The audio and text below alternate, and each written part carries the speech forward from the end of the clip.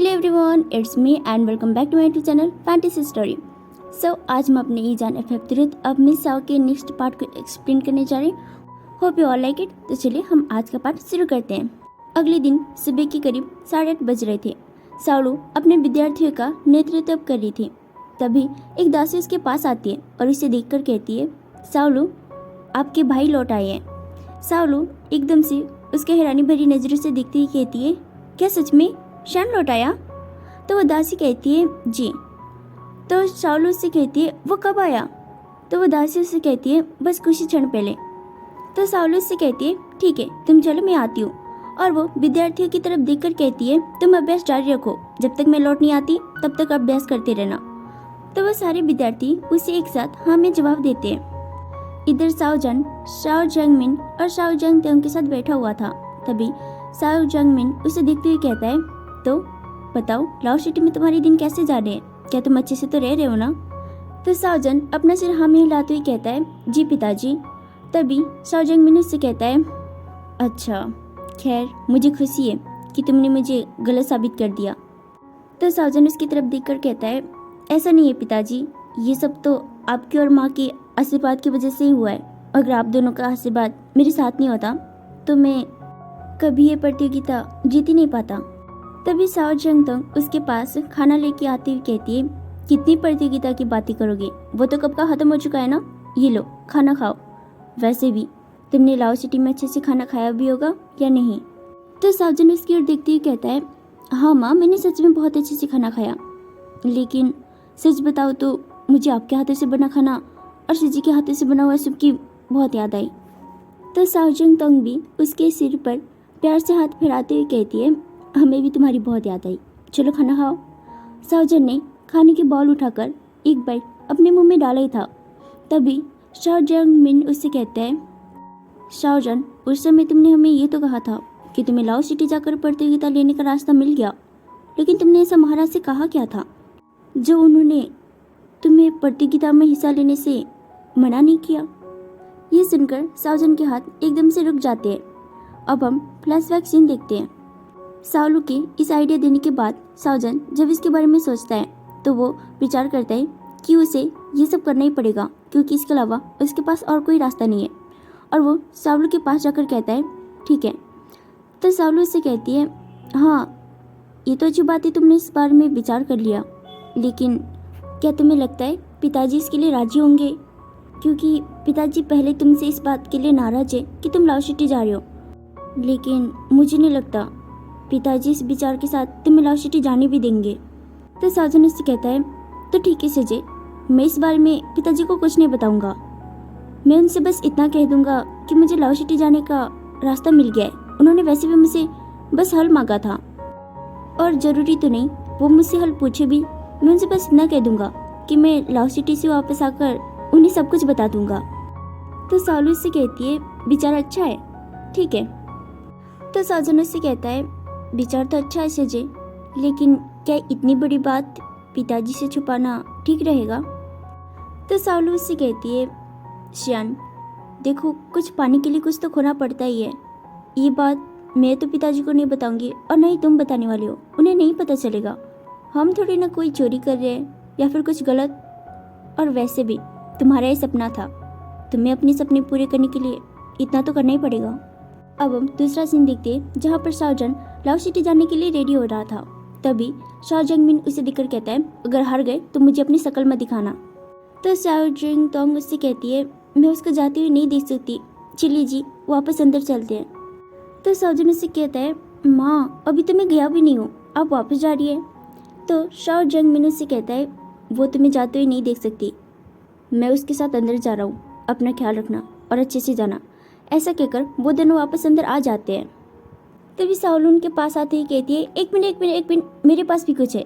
और वो मेकअप की पोटली साओजन को पकड़ाते हुए कहती है, ये लो। तो साओजन उसे देखकर कहता है, शिजे ये क्या है? तो साओलू उससे कहती है, मेकअप का सामान लड़कियों के लिए ये भी बहुत ज़रूरी होता है। और ऐसा कहकर वो हंसने लगती है। अब हम वापस प्रेजेंट का सीन देखते हैं, जहाँ पर साओजन ने अभी भी अपने हाथ पे चॉपस्टिक पकड़ी हुई थी और वो यही सब बातें सोच ही रहा था। तभी साओ जंगमिन उससे फिर से कहता है, क्या हुआ, तुम कुछ बोल क्यों नहीं रहे? तो सावजन अपने ख्यालों से बाहर आते ही कहता है वो पिताजी। लेकिन तब भी वहाँ पर शालू आती है और वो सावजन को देखकर कहती है, शन तुम कब आए? तो वो अपने खाने की बाउल को नीचे रख देता है और खड़ा हो जाता है। शालू उसको गले लगाती ही कहती है, शन तुम कब आए? मुझे तो विश्वास ही नहीं हो रहा कि मेरा भाई लौट आया। तो सावजन उसे देखकर कहता है, बस कुछ ही टाइम पहले शीजे। तो शालू इधर उधर देखती हुई कहती है, यूजन कहाँ है? क्या वो तुम्हारे साथ नहीं आया? तो सावजन उसे देखकर कहता है, नहीं शीजे, वो आया है। दरअसल वो अपने घर गया है। उसने बोला वो दोपहर को आपसे मिलने आएगा। और वो थोड़ी देर बाद शालू को देखते हुए कहता है, शीजे आपको मेरी फिक्र होनी चाहिए। मैं इतने समय बाद घर लौटा हूँ, लेकिन आप है कि उसको पूछ रही है? तो शालू उससे कहती है, हाँ ठीक है, मैं नहीं पूछ रही। सच बताऊँ तो मुझे तुम्हारी बहुत याद आई। तुम जानते हो इस बार के विद्यार्थी तो बहुत शैतान है, उन्हें अकेले संभालना बहुत मुश्किल होता है। तो सावजन तो उससे कहती है, पहले खाना खा लो फिर बातें करना, खाना ठंडा हो जाएगा। तो सावजन और शालू एक दूसरे को देखकर कहते हैं, ठीक है पहले खाना खाते हैं। और वो सब लोग बैठकर खाना खाने लगते हैं और एक दूसरे से हालचाल पूछने लगते हैं। अब हम उसी दिन के दोपहर का समय देखते हैं। सावजन, काविचन और शालू तीनों पहाड़ी पर बैठे हुए थे। तभी सावजन शालू की तरफ देखकर कहता है, सच बताओ शीजे, तो मैंने इस पहाड़ी पर आपके साथ और यूजिन के साथ बैठकर बातें करना बहुत याद किया। तो शालू से कहती है, मैंने भी। मैं इस पहाड़ी पर आती तो थी, लेकिन यहाँ पे बिल्कुल भी मन नहीं लगता था क्योंकि तुम दोनों नहीं थे ना। तो काविचन शालू की तरफ देखकर कहता है, हाँ मैंने भी तुम्हें बहुत याद किया। ये सुनकर शालू थोड़ा सा स्माइल करती है और उसे देखकर ब्लश करने लगती है। तो सावजन उन दोनों को देखकर कहता है, क्या आप दोनों को कुछ हुआ है? तो शालू इसे देखकर कहती है, नहीं शन, क्यों? तो जानू से कहता है, क्योंकि पहले तो आप दोनों एक दूसरे को मारे बिना रहते ही नहीं थे और आज एक दूसरे को मार भी नहीं रहे। जैसे ही सावजन ऐसा कहकर शालू को देखने वाला था, तभी शालू काविचन का हाथ एकदम से अपने हाथ से हटा लेती है और उसे देखकर कहती है, नहीं तो मुझे तो कुछ नहीं हुआ। और वैसे भी यहाँ पे तो हम तुम्हारी बात करने आए थे ना। तुम बताओ लाहौर सिटी में तुम्हारे दिन कैसे जा रहे हैं? क्या वहाँ पे सब कुछ अच्छा है? वहाँ के लोग कैसे हैं? तो सावजन से कहता है, हाँ सीजे, वहाँ के सभी लोग बहुत अच्छे हैं। और तभी उसे वांगनिवो की याद आती है और वो ब्लश करते ही कहता है, कुछ लोग तो सच में बहुत अच्छे हैं, बहुत प्यारे और बहुत क्यूट भी। तभी शालू काविचन की तरफ देखकर इशारों में कहती, इसे क्या हुआ? तभी काविचन कहता है, कुछ नहीं, वो बस अपने प्रेमिका गुणगान गा रहा है। सावजन उस पर चिल्लाते ही कहता है, काविचन अपना मुंह बंद रखो। तभी शालू कहती है, प्रेमी। और वो सावजन की तरफ देखकर कहती है, श्यान तुमने मुझे बताया नहीं। तो सावजन शालू की तरफ देखकर थोड़ा नर्वसली स्माइल करते ही कहता है, वो शीजे, वो क्या है कि मैं आज ही सुबह तो आया था, मैं आपको कब बताता? तो शालू कहती है, तो अब बताओ। लेकिन यूजिन ने कहा प्रेमी, क्या इसका मतलब वो कोई लड़का है? तो सावजन अपना सिर हाँ में हिलाता है। ये सुनकर शालू थोड़ी देर के लिए कुछ नहीं कहती। तो सावजन उससे कहता है, क्या हुआ शीजे, क्या मैंने कुछ गलत किया? तो शालू इसकी तरफ देखकर कहती है, बिल्कुल नहीं, मेरा भाई कुछ गलत करे ये तो हो ही नहीं सकता। अगर मेरे भाई को कोई पसंद है तो उसकी पसंद से मुझे कोई समस्या नहीं। तो अब बताओ वो कौन से कुल से? क्या वो तुम्हारे दरबार में से या फिर उस प्रतिस्पर्धी में से कोई एक जो लाहौर सिटी में था? तभी सजन स्माइल करते हुए कहता है, ईबो। तो शालू कहती है, ईबो, उसका सरनेम क्या है? तभी काविचन कहता है, वांग। तो शालू से कहती है, वांग, क्या वो एक राजकुमार है? तो सावजन उसकी तरफ देखकर कहता है, हाँ सर जी, वो महाराज के सबसे छोटे भाई है, राजकुमारी वो। तो शालू से कहती है, ओह, तो क्या राजकुमारी वो को पता है कि तुम? तभी काविचन कहता है, उसे सब कुछ पता है, लेकिन इसके आशिक को कोई फर्क नहीं पड़ता क्योंकि वो उसे प्यार जो करता है। तो सावजन शालू की तरफ देखकर कहता है, हाँ उसे मेरे बारे में सब कुछ पता है, लेकिन उसे इस बात से कोई समस्या नहीं और मैं भी उसे बहुत प्यार करता हूँ। और हम दोनों ने तय किया है कि लाहौर सिटी लौटने के बाद हम दोनों मिलके महाराज को मेरे बारे में सब कुछ सच बता देंगे और हमारे बारे में भी कि हम एक दूसरे को पसंद करते हैं। तो शालू से कहती है, ठीक है मेरे छोटे भाई, लेकिन तुम मुझे क्या बताओगे कि तुम पिताजी को इसके बारे में कब बताने वाले हो? तो सावजन उससे कहता है, लाहौर सिटी जाने से एक दिन पहले। तो काविचन उससे कहता है, एक दिन पहले क्यों? मेरा मतलब है तुम्हारे पास तो इतने दिन पड़े हैं, तुम कभी भी बता सकते हो। तभी सावजन उससे कहता है बिल्कुल नहीं, अगर पिताजी को पता चला कि मैंने लव सिटी जाने के लिए क्या क्या किया है तो वो बहुत गुस्सा होंगे, और अगर उन्हें राजकुमार और मेरे बारे में बता दिया तो वो पक्का मुझे घर से निकाल देंगे, और अगर वो मैं लव सिटी जाने से एक दिन पहले बता दूं तब वो मुझे घर से निकाल देंगे तो भी कोई समस्या नहीं कि मैं लव सिटी जा सकता हूँ, लेकिन अब भी घर से निकाल दिया तो मैं रहूँगा कहाँ पे? तो सालू हंसते हुए कहती है ठीक है, वो सब तो तुम लव सिटी जाने से एक दिन पहले ही बता देना, लेकिन फिलहाल ये बताओ कल तुम्हारा जन्मदिन है तो तुम कल करने क्या वाले हो? तो साजन से कहता है कुछ खास नहीं, और वो सालू की तरफ देखकर कहता है शजे, इस बार के विद्यार्थियों का घर लौटने का समय अभी हुआ नहीं ना? तो सालू अपना सिर ना मिलाते हुए कहती है नहीं अभी तो नहीं, लेकिन हाँ वो 7-8 दिन बाद तो जरूर जाएंगे। तो साजन से कहता है तो ठीक है, कल मैं विद्यार्थियों के साथ शिकार पर जाऊंगा। तो सालू से कहती है शिकार खेलने जाओगे, वो भी विद्यार्थियों के साथ? बिल्कुल नहीं, तुम उन्हें बिगाड़ दोगे, तुम सारे विद्यार्थियों को बिगाड़ देते हो, इस बार तुम नहीं थे तो सब इतने अच्छे हैं, अगर तुम एक दिन शिकार पर ले जाओगे तो पता नहीं उनको क्या पट्टी पड़ाओगे। तो काविचन कहता है सालू, साजन बिल्कुल सही कह रहा है, बस एक ही दिन की तो बात है, हम शिकार पर चलते हैं ना, और वैसे भी तुम भी साथ चलो, इस बार हम सब मिलके शिकार खेलने जाते हैं, इसी बहाने सारे विद्यार्थियों का अभ्यास भी हो जाएगा। अगले दिन साजन का जन्मदिन था। उसके जन्मदिन पर वो अपने परिवार के साथ मंदिर में पूजा के लिए जाता है। पूजा के बाद घर आकर वो लोग आपस में बैठकर खाना खाते हैं। उसके बाद जैसे उनकी योजना थी, काविचन, सावलू और सावजन विद्यार्थियों के साथ शिकार के लिए निकल जाते हैं। दोपहर के करीब 2:15 बज रहे थे। शाओ जंगतोंग और शाओ जंगमिन दोनों बैठकर दोपहर का भोजन कर रहे थे। तभी एक दासी उनके पास आती है और उन्हें देखकर कहती है आपसे कोई मिलने आया है। तो शाओ जंगमिन उससे कहता है कोई मिलने आया है? कौन है? लेकिन इससे पहले शाओ जंगतोंग उससे कहती है वो छोड़िए, सुनो तुम उनको अंदर बुला लो और उनको चाय पानी दो, तब तक हम आते हैं। तो वो दासी उससे कहती है जी मैं उन्हें अंदर बुला चुकी हूँ। तो शाओ जंगतोंग उससे कहती है ठीक है फिर हम आते हैं। शाओ जंगतोंग और शाओ जंगमिन उससे मिलने के लिए वहाँ पर चले जाते हैं। वहाँ पर वो बैठा हुआ था, उसके साथ 4 सैनिक भी थे। वो उन दोनों को देखकर सैनिकों को बाहर जाने का इशारा करता है और वो सैनिक बाहर चले जाते हैं। वो उन दोनों की तरफ देखकर उन दोनों को बो करता है और अपना परिचय देते हुए कहता है प्रणाम, मैं महाराजा वांग जाओचिंग का छोटा भाई हूँ, राजकुमार हाओशान। ये सुनकर शाओ जंगमिन और शाओ जंगतोंग दोनों शॉक हो जाते हैं और दोनों ही उसकी तरफ देखकर बो करते हैं। और शाओ जंगमिन से कहता है राजकुमार आप यहाँ पे, मेरा कहने का मतलब है आप हमारे घर पे कैसे? तो शाओ जंगतोंग उससे कहती है और हमें क्षमा कर दीजिए, हम आपका स्वागत नहीं कर पाए।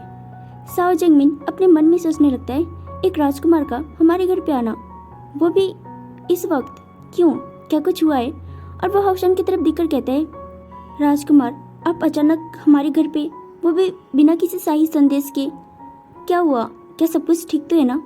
तो हाओशान उसकी तरफ देखकर कहता है आप दोनों चिंता मत कीजिए, सब कुछ बिल्कुल ठीक है, मैं यहाँ पर आप दोनों से मिलने आया हूँ।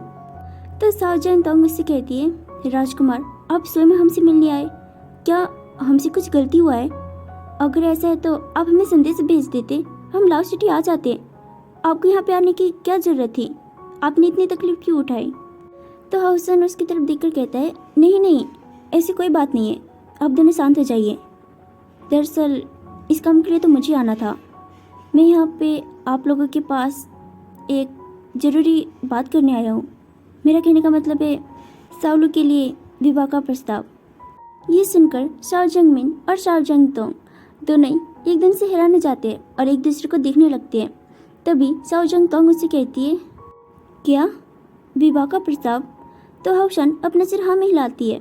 तभी शाओ जंगतोंग उससे कहती है ओ आप बैठिए ना, हमें माफ़ करो, हम इतनी देर से खड़े होकर बातें कर रहे थे। तो हाओशान उसकी तरफ देखकर कहता है जी आप भी, और वो तीनों नीचे बैठ जाते हैं। और शाओ जंगमिन उससे कहता है जी राजकुमार आप विस्तार में बताइए क्या बात है? तो हाओशान उससे कहता है जी दरअसल मुझे माफ़ कर दीजिए, वो क्या है कि इस कार्य के लिए दरअसल मेरे गगा और शाओ जी को आना था, लेकिन उनको कोई ज़रूरी कार्य होने की वजह से वो नहीं आ पाए। मैं यहाँ पर आप दोनों से आपकी बेटी सावलू का हाथ मांगने आया हूँ। तो शाओ जंगतोंग उससे कहती है सावलू का हाथ, क्या वो आपके? तभी हाओशान कहता है जी नहीं, दरअसल ये विवाह का प्रस्ताव मेरे छोटे भाई राजकुमार इबो की तरफ से है। तो साओजंग मिन से कहता है, राजकुमार इबो? तो हाउशन अपना सिर हाँ मिलाते ही कहता है, जी। वो क्या है कि मेरे छोटे भाई इबो को साउलू बहुत पसंद है, वो उनसे विवाह करना चाहता है। और जैसे मैंने आप लोगों को बताया, मेरी गगा को दरबार में ज़रूरी काम था, इसलिए वो नहीं आ पाए और शाओजी भी नहीं आई।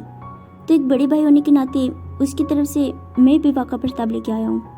तो साओजंग मिन से कहता है, राजकुमार साउलू इस वक्त घर पे नहीं है, वो अपने छोटे भाई के साथ शिकार पर गई है। जब साउलू वापस आएगी तो आप उसे देख सकते हैं। आपको शाओलू पसंद है या नहीं? तभी हाउशन कहता है, जी नहीं, मुझे देखने की ज़रूरत नहीं है। मेरा कहने का मतलब है, हमें शाओलू पसंद है तो हमें उन्हें देखने की ज़रूरत नहीं, हमें तो केवल आप दोनों के जवाब का इंतज़ार है। तो साओजंग मिन से कहता है, जी हम बहुत खुशनसीब है कि हमारी बेटी के लिए शुभ राजकुमार का रिश्ता आया। दरअसल जब साउलू आएगी हम उसे पूछ के आपको, तभी शाहजहां उसका हाथ पकड़ लेती है और वो हाउशन की तरफ देखकर कहती है, जी जब साउलू आएगी तब हम उसे बता देंगे। बाकी हम इस रिश्ते से कोई एतराज़ नहीं है, हमें आपका रिश्ता पसंद है। तो शाहजहां मिन उसकी तरफ देखकर कहता है, ये तुम क्या बोल रही हो? तभी शाहजहां उसके इशारा करते ही कहती है, आप चुप रहिए। और वो एक स्लो आवाज़ में उससे कहती है, क्या आप पागल हो गए? आप राजकुमार के रिश्ते को मना करने जा रहे हैं?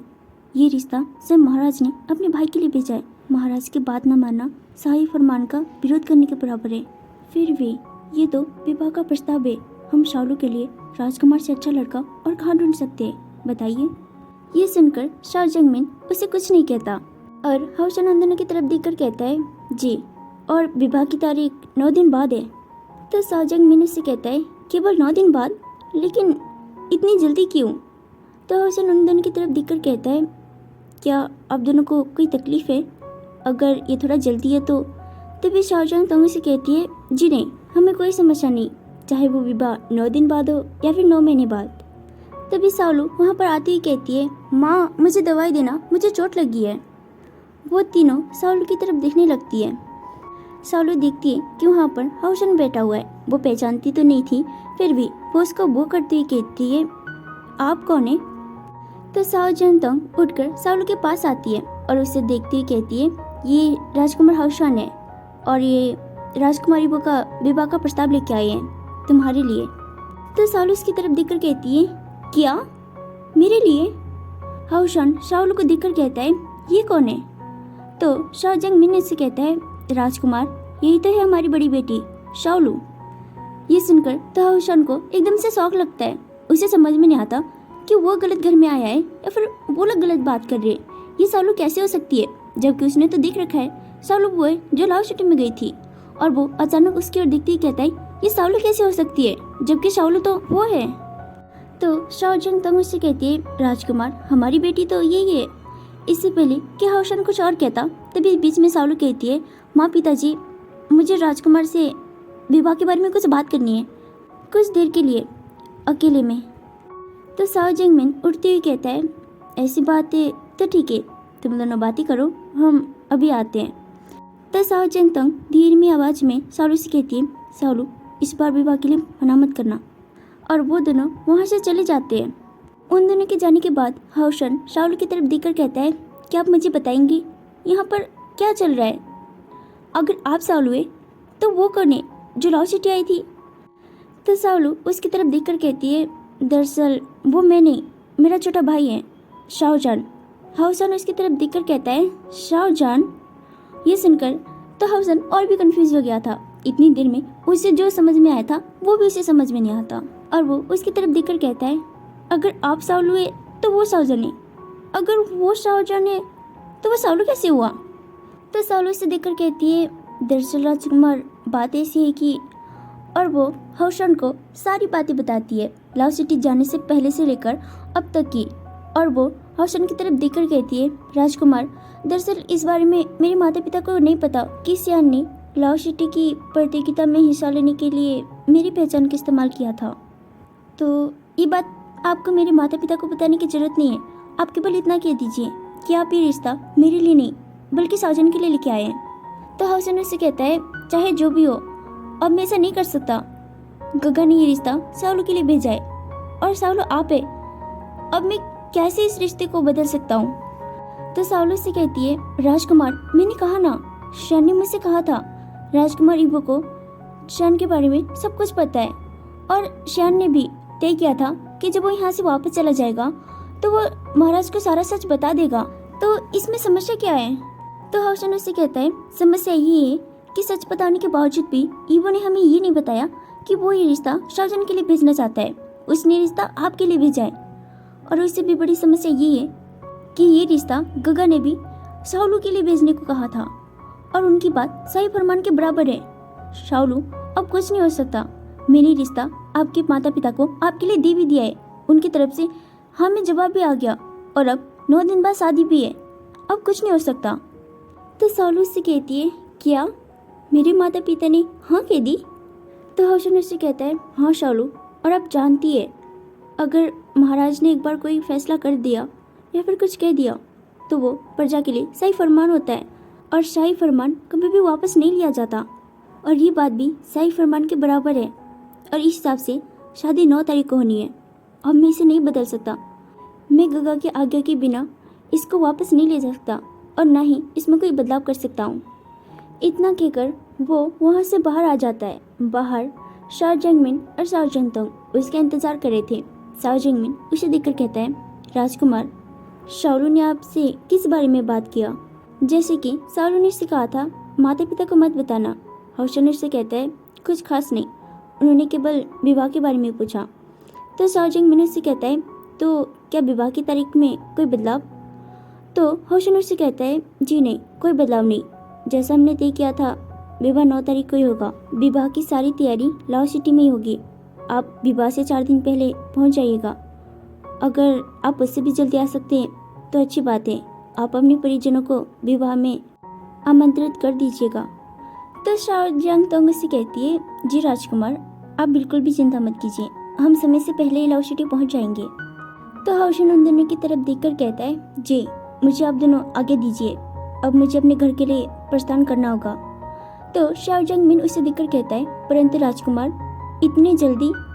हमारा मतलब है आप एक रात्रि तो हमारे यहाँ पे रुक सकते हैं ना? तो हौशन उससे कहता है, नहीं, हमने इसके लिए गगा से आगे नहीं ली थी। तो शाओ जंगतोंग उससे कहती है, अगर ऐसी बात है तो हम आपको नहीं रोकेंगे। तो हौशन उन दोनों से आज्ञा लेकर वहाँ से लाहौर सिटी के लिए निकल जाता है। हौशन के जाने के कुछ ही देर बाद अंदर से शाओलू दौड़कर आती है और वो शाओ जंगतोंग की तरफ देखकर कहती है, माँ, क्या आपने मेरे विवाह के लिए राजकुमार हौशन से हाँ कह दी? तो शाओ जंगतोंग उससे कहती है, बिल्कुल, और वैसे भी तुम्हारे विवाह की उम्र हो गई है। जरा सोचो, ये राजकुमार का प्रस्ताव था, स्वयं वो भी तुम्हारे विवाह के लिए। मैं हाँ कैसे ना कहती? तो शाओलू उसकी तरफ देखकर कहती है, लेकिन माँ, आपको एक बार मुझसे पूछना तो चाहिए था ना, मैं विवाह नहीं करना चाहती। तो शाओ जंगतोंग उसकी तरफ देखकर कहती है, शाओलू पागल मत बनो, ये विवाह का प्रस्ताव स्वयं राजकुमार का था। तो शाओलू उसकी तरफ देखकर कहती है, तो क्या हुआ अगर ये प्रस्ताव एक राजकुमार की तरफ से था? क्या मेरी राय कोई मायने नहीं रखती? कम से कम आप लोगों को कम से कम मुझसे एक बार पूछना तो चाहिए था। तो शाओ जंगतोंग उससे कहती है, शाओलू बकवास बंद करो, हमने तुम्हारी विवाह के लिए राजकुमार हौशन से हाँ कह दिया है। अगर तुम्हारी विवाह होगी तो केवल राजकुमार वांग यिंगबो से। तो शाओ जंगमिन की तरफ देखकर कहती है, पिताजी आप माँ को समझा दीजिए ना, मैं सच में विवाह नहीं करना चाहती। तो शाओ जंगमिन प्यार से उसके सिर पर हाथ फेराते ही कहता है, शाओलू तुम्हारी माँ बिल्कुल सही कह रही है, ये राजकुमार का विवाह का प्रस्ताव है। देखो, राजकुमार से विवाह करने का मौका हर किसी को नहीं मिलता। जब वो खुद विवाह का प्रस्ताव लेके आए तो इसमें समस्या क्या है? इससे आगे शाओलू मुझसे कुछ भी नहीं कहती क्योंकि उसे पता चल गया था अब वो कुछ भी कहे वो दोनों तो उसकी बात बिल्कुल नहीं सुनने वाले। शाओलू गेट के पास शाओजन का इंतजार कर रही थी। शाम हो गया था जब शाओजन बाकी विद्यार्थियों के साथ वहाँ पर आता है। तो शाओलू, श्यान तुम कहाँ थे? मुझे तुमसे बहुत जरूरी बात करनी है। तो शाओजन विद्यार्थियों की तरफ देखकर कहता है, अपने कक्ष में चले जाओ। और वो सारे विद्यार्थी अपने अपने कक्ष में चले जाते हैं। शाओजन शाओलू की तरफ देखकर कहता है, क्या हुआ शिजे, आप परेशान क्यों लग रही हैं? तो शाओलू उसकी तरफ देखकर कहती है, मेरे लिए विवाह का प्रस्ताव आया था। तो शाओजन खुश होते ही कहता है, सच में शिजे, किसका? तो शाओलू उसकी ओर देखती हुई कहती है, राजकुमार इबो का। और माता पिता ने मुझसे बिना पूछे हाँ भी कह दिया। ये सुनकर तो साजन की खुशी एकदम से गायब हो जाती है। वो उसकी तरफ दिखकर कहता है, ईबो का? तो सालू उससे कहती है, हाँ राजकुमार ईबो का। और राजकुमार हौशन से विवाह का प्रस्ताव लेके आए थे। मैंने उनसे कहा कि राजकुमार ईबो को तुम्हारे बारे में सब पता है, लेकिन उन्होंने कहा कि विवाह का प्रस्ताव ईबो की तरफ से था, शाओलू के लिए, ना कि शाओजन के लिए। ये सुनकर तो साजन को शौक लगती है, लेकिन उससे भी ज्यादा उसे गुस्सा आ रहा था। ईबो ऐसा कैसे कर सकता है? उसने उससे वादा किया था कि 10 दिन बाद वो हमेशा साथ रहेंगे, तो ईबो ने उसकी जगह उसकी बहन के लिए रिश्ता क्यों भेजा? तो साजन गुस्से से शाओलू की तरफ देखकर कहता है, सिजे, क्या हौशन ने ये कहा ये रिश्ता ईबो ने आपके लिए भेजा है? तो शाओलू से कहती है, हाँ उन्होंने तो मुझसे यही कहा था। शाओजन शाओलू की तरफ देखकर कहता है, सिजे, माता पिता को कहना मुझे जरूरी काम है, मैं जल्दी लौट आऊंगा। ऐसा कहकर वो उस गेट से ही वापस लौट जाता है। तो सालू पीछे से उसे कहती है, श्यान मुझे बता के तो जाओ, तुम जा कहाँ पे रहे हो? सो गाइस, हम आज का पार्ट यहीं पे खत्म करते हैं। Hope you all like it. तो चलिए अब हम मिलेंगे अपने नेक्स्ट पार्ट में, तब तक अपना ख्याल रखना।